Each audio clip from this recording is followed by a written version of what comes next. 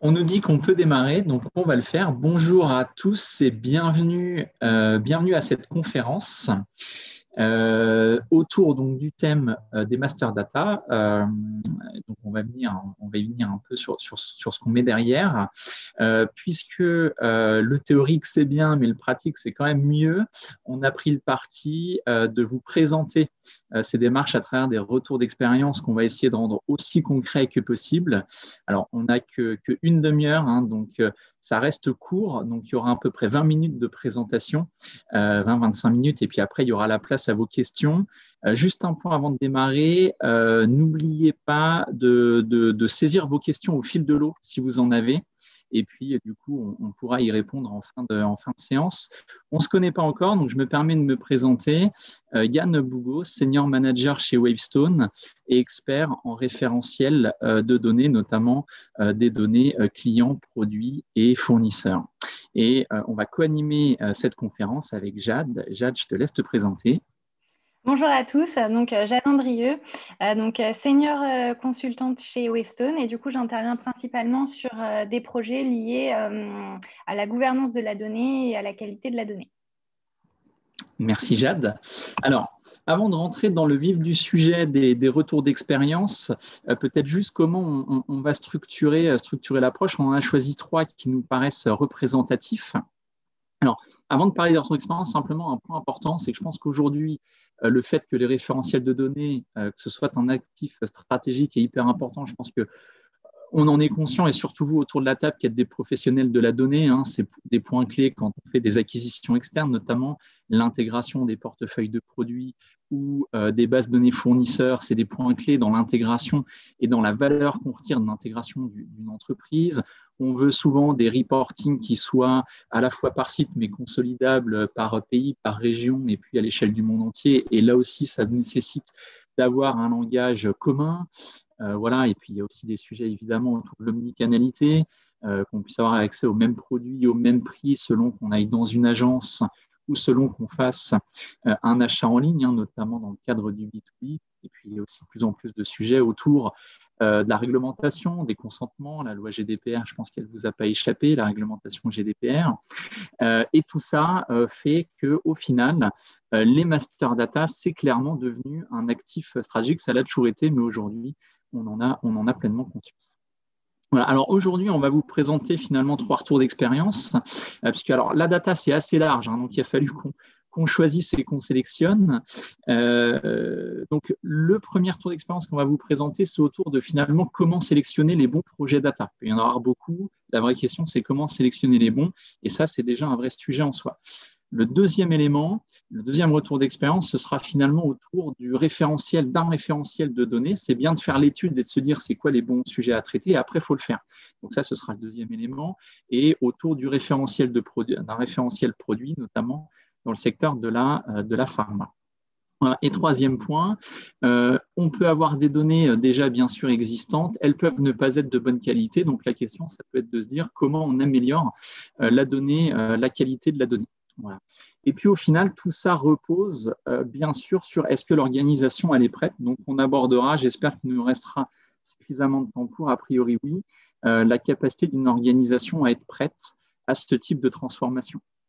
Alors c'est vrai qu'avec Jade, on s'est dit bon, au creux de l'hiver et confiné, un moment un peu de déprime, on avait envie de se projeter vers des horizons assez sympas et notamment le printemps prochain. Donc voilà, donc on a essayé de faire une petite image avec les fleurs qui poussent et ça nous paraissait assez à propos par rapport à la data. Voilà, alors on va passer au premier tour d'expérience autour de la sélection donc, des bons projets data à mener. Ça, c'est un retour d'expérience récent. On l'a fait il y a 6 mois auprès d'un acteur, donc d'un distributeur B2B, hein, donc un distributeur spécialisé auprès d'entreprises. Un footprint mondial, un chiffre d'affaires qui avoisine les 5 milliards d'euros. Et surtout, un point important, c'est un point important de contexte, c'est que c'était une organisation très décentralisée. Donc, dit autrement, chaque pays avait une quasi totale autonomie. Finalement, ce qu'on attendait de lui, c'était de gérer son PNL, mais au final, l'organisation d'un pays à un autre était très différente.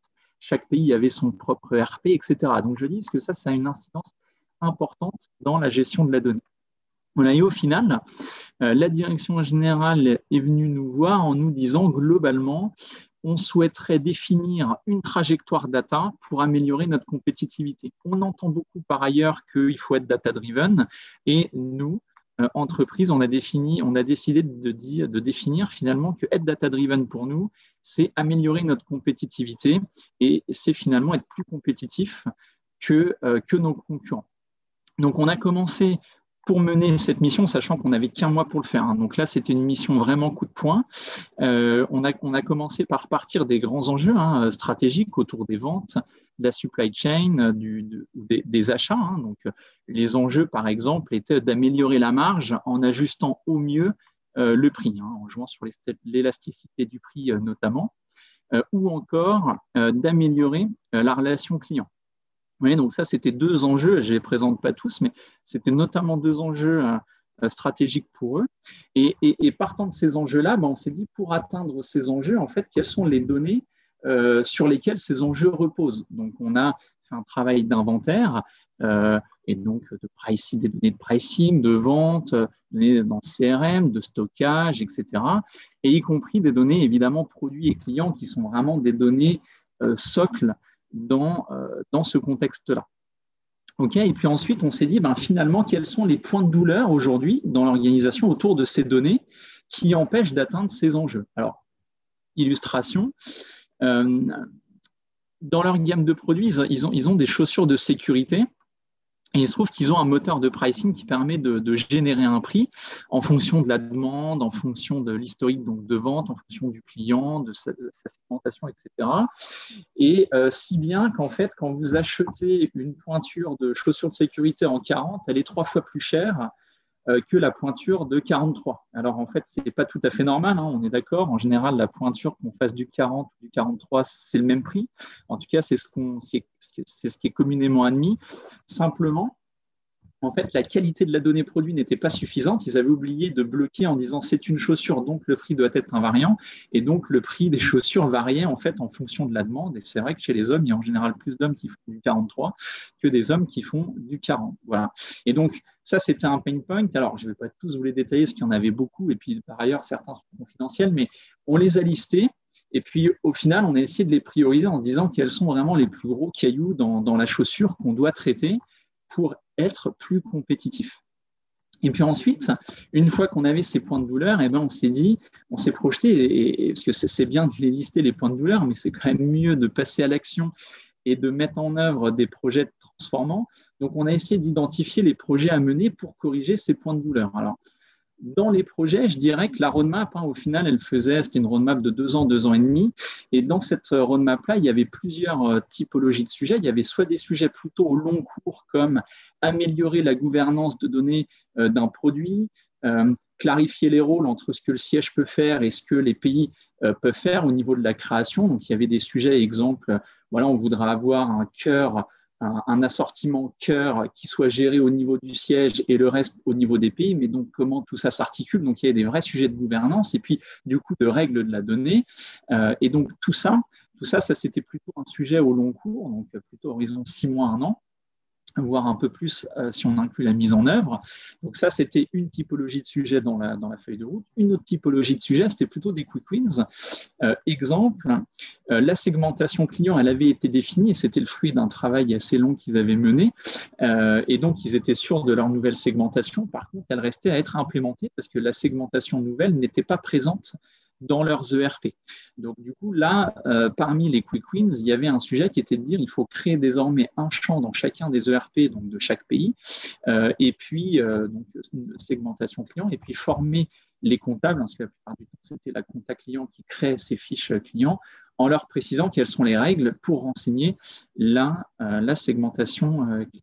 Voilà, donc une roadmap du coup avec du long terme, du court terme, des projets aussi séquencés, bien sûr, C'est dur de parler de qualité de la donnée tant qu'on n'a pas défini les règles. Donc, il y avait tout un séquencement. Et au final, ce qui nous a permis de réussir à faire cette mission en une très courte durée, en un mois, ça a été d'avoir quelque part une démarche sur étagère. Donc, ça a été le premier facteur clé de succès. Et le deuxième facteur clé de succès, c'est que c'était vraiment un enjeu clé pour le top et le middle management. Donc, ils ont été vraiment hyper participatifs dans le cadre de cette mission. Voilà ce qu'on pouvait vous dire sur la sélection et en tout cas un exemple de sélection de sujets à mener. Après, il ne suffit pas de les sélectionner, il faut les planter, les faire grandir. Donc, c'est ce qu'on va voir sur le prochain retour d'expérience qui, cette fois-ci, est dans un tout autre secteur, un secteur d'industrie pharma, un contexte de refonte des processus opérations. Donc, quand on dit ça, c'est vraiment tous les processus qui gravitent autour de la fabrication des produits et donc finalement tout le monde des usines, d'une certaine manière. Et là encore, on avait un périmètre monde à adresser. Et finalement, dans le cadre de ce gros projet de refonte des processus opérations, ce qui nous a été demandé, c'est de définir et de mettre en œuvre le modèle cible, le Target Operating Model du référentiel produit. Et donc, comment on s'y est pris? Finalement, on a avancé, je dirais, selon 6 axes. Alors, je vais essayer d'illustrer un maximum. Le premier point, c'est déjà qu'on essaie de se dire quel est le périmètre de produit, quelles sont les définitions et quelles sont les définitions de ces fameux produits. Donc, il y a des produits finis, des matières premières, mais quelque part, qu'est-ce qu'on entend par là? C'est quoi un produit fini? Un produit fini, est-ce que c'est un produit tel que vendu sur le marché selon l'autorisation de mise sur le marché et tel qu'un consommateur comme vous et moi, on va pouvoir acheter? Ou est-ce que c'est simplement un produit vendu, auquel cas on peut considérer qu'un produit il est vendu d'une usine A vers une usine B pour ensuite être transformé, et auquel cas ça rentrerait aussi dans le produit fini. Donc, au final, on s'est aligné là-dessus en disant non, un produit fini, c'est un produit tel que vendu, tel que mis sur le marché selon les autorisations de tutelle. Donc voilà, mais déjà, premier niveau de convergence hyper important, qui est assez fondamental. Ensuite, on a adressé le modèle de données, parce que quand on dit produit, c'est bien, mais quelque part, quelles sont les données qui constituent la fiche produit? Il y a 500 attributs sur leur fiche produit, donc c'était quand même assez large. Il y avait des données de base, des données supply, on a essayé de les regrouper par grande famille, qualité, vente, finance, puis de mettre des règles derrière. Sachant que l'essentiel, après, c'était de se dire, une fois qu'on avait ce modèle de données, quel est le processus de création, qui est à l'initiative, qui est demandeur, et puis après, quelle est la première étape de création, d'enrichissement, de fin de vie, etc. Donc voilà, les différentes étapes, dans quels outils, selon quel workflow. Et évidemment, ce processus faisait intervenir des rôles de data steward, de data owner. Alors, j'ai envie de dire, derrière ces mots un peu barbares, peu importe la terminologie, l'essentiel, c'est surtout ce qu'on met derrière comme activité. Et donc là, on a été jusqu'à la définition de la fiche de poste. On a travaillé aussi avec les RH pour ajuster les fiches de poste existantes. La pierre angulaire étant notamment le rôle du data steward, le nouveau rôle du data steward qui était pas mal en écart avec ce qu'il faisait jusque-là, puisqu'on lui demandait désormais de saisir des données de base, des données communes, et pour le reste, de plus saisir des données supply, finance, etc., et tout être en coordination et de s'assurer au final que ces données, elles étaient renseignées dans le bon timing, selon le bon délai, et qu'il y avait les bonnes personnes pour les remplir. Voilà, une gouvernance centrale locale finalement à se dire qu'est-ce qui relève plutôt entre guillemets du siège versus qu'est-ce qui doit être fait en usine et auprès des équipes locales. Et puis enfin, puisqu'on n'améliore que ce qu'on mesure, le sujet de la performance du référentiel qu'on a décliné sur 2 volets. Le premier, c'est la qualité de la donnée, évidemment en cohérence avec les règles. On s'est donné des règles de données, et donc les reportings de qualité de la donnée sont ni plus ni moins que des reportings qui permettent de mesurer et de capter tout ce qui dépasse des règles. L'idée n'étant pas de taper sur ceux qui ont mal renseigné la donnée, mais plutôt de se dire pourquoi ces données ne sont pas de bonne qualité, est-ce que les personnes n'ont pas été suffisamment formées, est-ce que les règles sont trop floues, etc. Donc plutôt dans une logique vertueuse d'amélioration continue. Et le deuxième élément de la performance du référentiel dans ce cas-là, c'est aussi la vitesse et le délai de mise à disposition de la donnée. On est sur des données qui sont longues, avec énormément d'acteurs qui interagissent tout au long de la chaîne de création. Et par conséquent, ça peut prendre pas mal de temps, plusieurs mois parfois, entre le moment où on demande et le moment où on peut fabriquer le produit. Et par conséquent, il y a un vrai sujet de suivi de ce délai-là. Et donc, ça faisait partie aussi de la performance du référentiel. Voilà pour la vision d'ensemble sur les axes qui ont été traités. Donc, ça a été traité à travers des ateliers, avec un panel représentatif de différentes usines, de différentes business units. Les points clés qu'il faut en retenir, hein, et ça, c'était la commande aussi de départ, c'était on veut pouvoir digitaliser l'ensemble du workflow, hein, de la demande, qu'elle vienne de la R&D dans le cadre de la fabrication d'un nouveau produit, mais aussi des achats ou de la supply chain lorsqu'on source un produit auprès d'un autre fournisseur, par exemple, et que ça nécessite potentiellement la création d'un nouveau produit. Donc, de ces demandes-là jusqu'à la signature électronique, vu qu'on est dans le monde de la pharma, et la mise à disposition, l'activation du produit. Et donc, on voulait vraiment avoir une vision digitalisée, on ne voulait plus de mail, on ne voulait plus de papier. Et donc, on a réussi finalement à digitaliser l'ensemble de ces échanges-là à travers des outils, un outil MDM. Donc, ça, c'est le premier point clé. Le deuxième point clé, c'était l'autonomisation des métiers. Notamment supply, finance, etc. Puisque auparavant, en fait, la supply, par exemple, transmettait les informations liées au planning, hein, au délai d'approvisionnement, au calcul de coûts de sécurité, etc., transmettait toutes ces infos au data steward qui, au bout du compte, se retrouvait à devoir saisir les 500 informations dans l'outil. Là, finalement, on s'est dit, on ne voit pas bien la valeur ajoutée d'avoir un intermédiaire. Si la supply connaît ces données, autant lui laisser la possibilité d'aller créer ces données directement dans l'application. Elle sera donc plus autonome pour le faire, plus responsable aussi, hein. Si la qualité n'est pas bonne, elle pourra s'en prendre qu'à elle. Si la qualité est très bonne, elle ne pourra que se féliciter.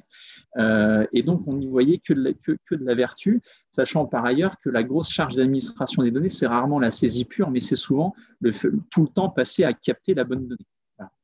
Donc, un process beaucoup plus lean, si je puis dire. Et là, le dernier élément clé, mais qui est là, qui cette fois-ci est plus sur l'approche, c'est vrai que c'était quand même un projet assez titanesque à l'échelle du monde, beaucoup de collaborateurs à faire converger, des BU qui n'avaient rien à voir entre elles.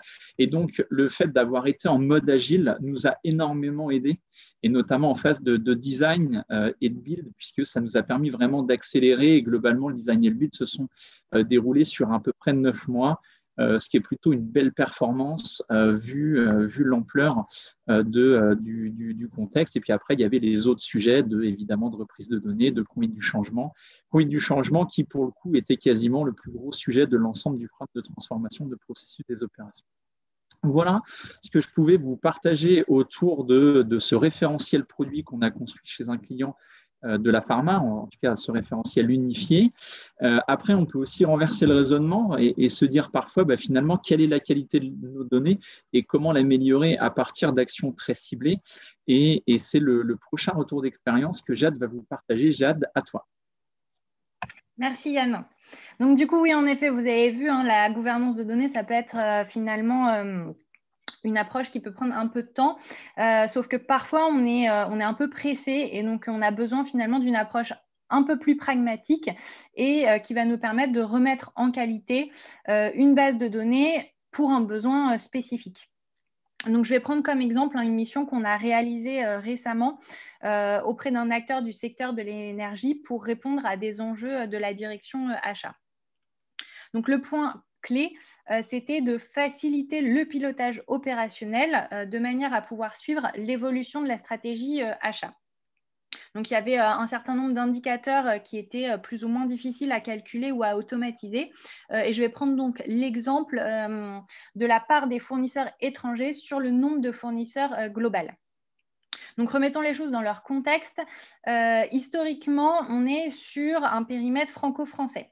Du coup, les bases de données ont été basées en fait sur le numéro unique d'identification des fournisseurs français. Sauf qu'en fait, aujourd'hui, avec la globalisation, on va faire appel de plus en plus à des sous-traitants étrangers. Du coup, quel problème ça va poser ? Lors de la création en fait, de nouveaux fournisseurs étrangers, les collaborateurs vont devoir finalement rentrer cet identifiant unique, mais il n'y aura pas de numéro. Donc, ils vont finalement rentrer des numéros ad hoc. Du coup, l'intégralité de ces fournisseurs vont se fondre complètement dans le paysage. Et ça va être hyper difficile a posteriori de différencier ces fournisseurs étrangers des fournisseurs français. Du coup, quand on doit faire du reporting, on va passer un peu des heures à comparer les adresses des différents sites de manière à pouvoir estimer de la manière la plus fiable pour identifier la nationalité de l'entreprise. Donc, comment on règle ce problème finalement, hein, de manière assez simple? On se dit il faut qu'on prenne un identifiant universel. Donc, ce qu'on proposait, hein, c'était de prendre le code DUNS. Donc, on a défini cette stratégie et ensuite, il a fallu se poser la question de la mettre en place. Donc, finalement, on a fait quelque chose d'assez simple. On a rencontré le responsable de l'application de la base de données et on a vu avec lui pour ajouter un tag qui va permettre d'identifier les fournisseurs étrangers. Et lorsqu'on va cocher cette case, ça va rendre obligatoire le fait de mettre le code DUNS à la place en fait, du numéro d'identification français. Donc, on ne va pas s'arrêter à cet aspect technique, puisqu'une fois qu'on a mis ça en place, il faut réaliser quelques actions de conduite du changement de manière à expliquer en fait la nouvelle procédure et surtout à en faire comprendre les enjeux aux divers collaborateurs pour que ce soit correctement accepté et appliqué. Donc finalement, c'était deux actions qui ont l'air relativement simples, mais qui vont permettre finalement de réduire les risques de fraude, étant donné qu'on connaît maintenant tous nos identifiants et qu'ils sont officiels, ça permet de détecter beaucoup plus facilement des cas d'incohérence. Et on va également gagner beaucoup de temps dans la réalisation du reporting qui sera d'ailleurs d'autant plus fiable. Donc, ce qu'il faut retenir de cet exemple, somme toute simple, mais c'est de ne pas se faire un monde en fait, des assessments de la qualité. Ça va être possible en trouvant des bons quick wins, d'améliorer finalement fortement la qualité de nos bases de données sans y passer une énergie folle. Donc, du coup, je vais terminer là-dessus et je vais laisser Yann reprendre la parole pour vous dire deux mots sur l'acculturation du top et du middle management. Merci Jade. Alors oui, du coup, tout ce qu'on vient de se dire là, c'est bien. On a parlé finalement, si on résume, en gros, c'est comment on sélectionne les bons projets data, comment on fait les projets data, que ce soit des projets plutôt de référentiel ou plutôt des projets, on va dire, autour de la qualité de la donnée. Par contre, tout ça nécessite quand même qu'on soit prêt et que notamment le top et le middle management soient acculturés. Alors, pourquoi ça? Parce qu'au final, quand même, dans la plupart des cas, les sujets data vont être hyper transverses. Hein. Quand on parle de référentiel produit, on va traverser quasiment toutes les fonctions de l'entreprise, hein, que ce soit de marketing, vente, production, supply chain, achat, controlling, contrôle gestion, etc. Et par conséquent, la probabilité quand même que l'ensemble de ces fonctions soient alignées nativement par défaut vers la même direction, elle est quasiment nulle, hein, en fait. Chacun a ses priorités, chacun a sa vision. Et donc, il y a un besoin bien souvent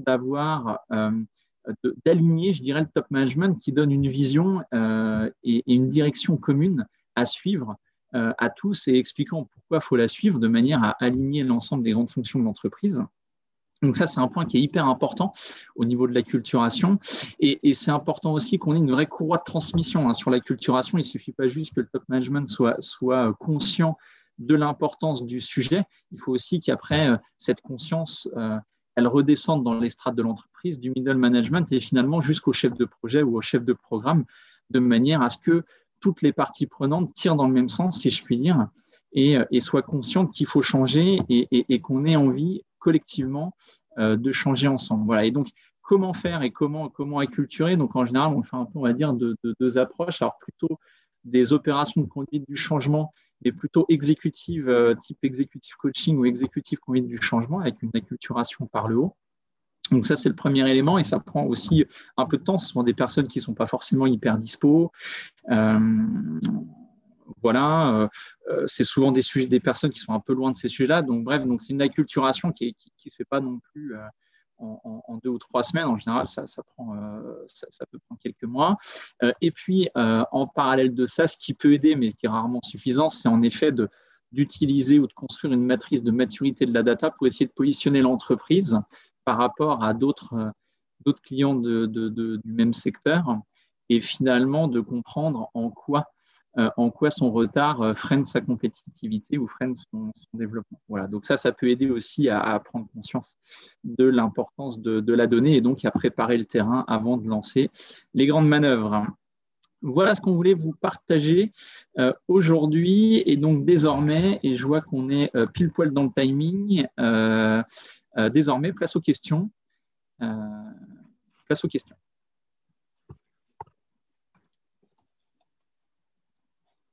Alors, on me dit sur le chat que pour l'instant, il n'y a pas de questions. Alors, aucune question n'a été loguée pour l'instant. Donc, il est jamais trop tard pour le faire. Est-ce que maintenant que vous avez pu voir l'ensemble de la présentation ou nous entendre sur l'ensemble des sujets, est-ce que vous avez des questions, qu'elles soient très macro, très globales ou plus micro?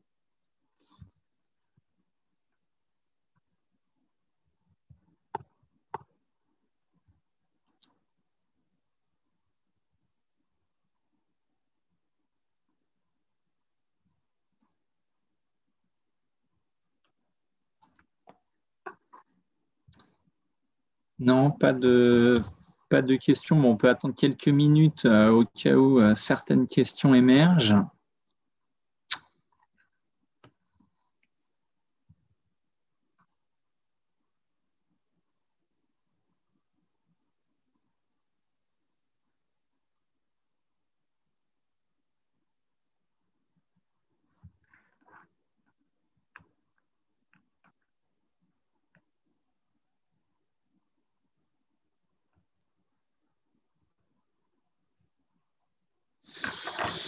Alors, on nous pose la question là, est-ce qu'on aurait un retour d'expérience sur la conduite du changement?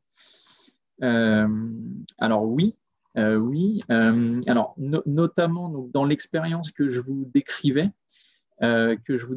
dans l'industrie pharmaceutique, là, donc je peux compléter avec la partie plutôt conduite du changement.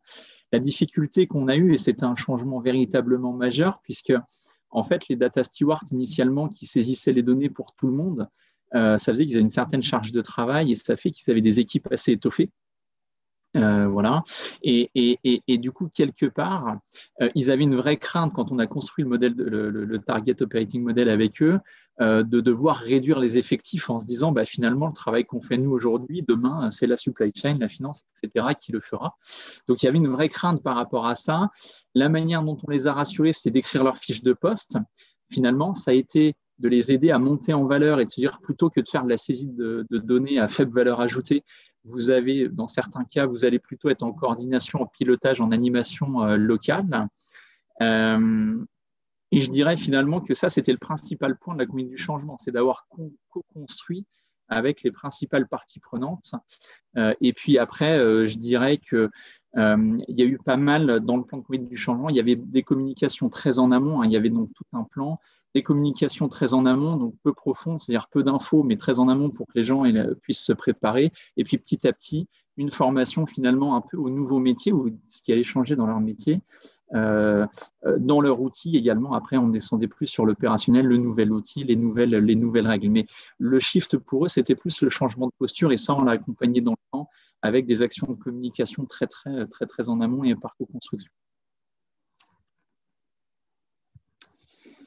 Alors, pouvez-vous réaborder la question sur l'acculturation?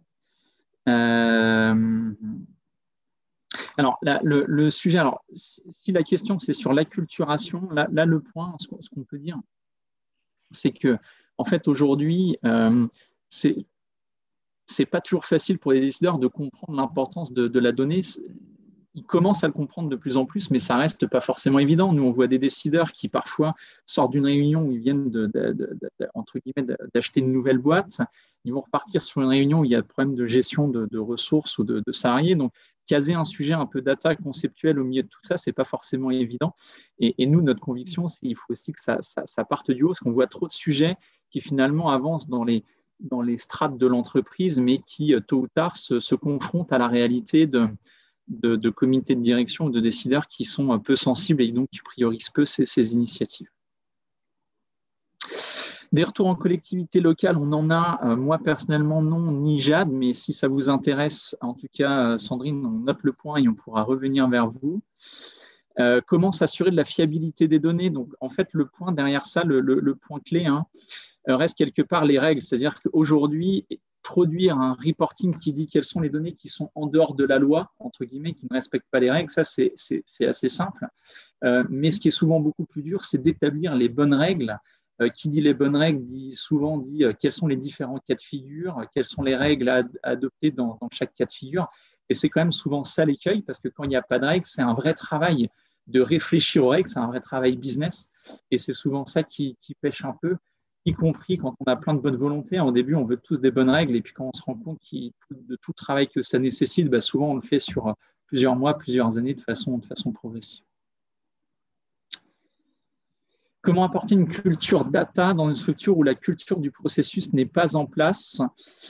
Alors, c'est un très bon point. Et dans ces cas-là, pour être très clair, à un moment donné, je pense qu'il y a des limites. Il y a deux grandes limites sur la data. C'est le fait qu'il n'y ait pas de culture processus et c'est le fait qu'on ait une architecture applicative complètement hétérogène avec plein de RP différents, etc.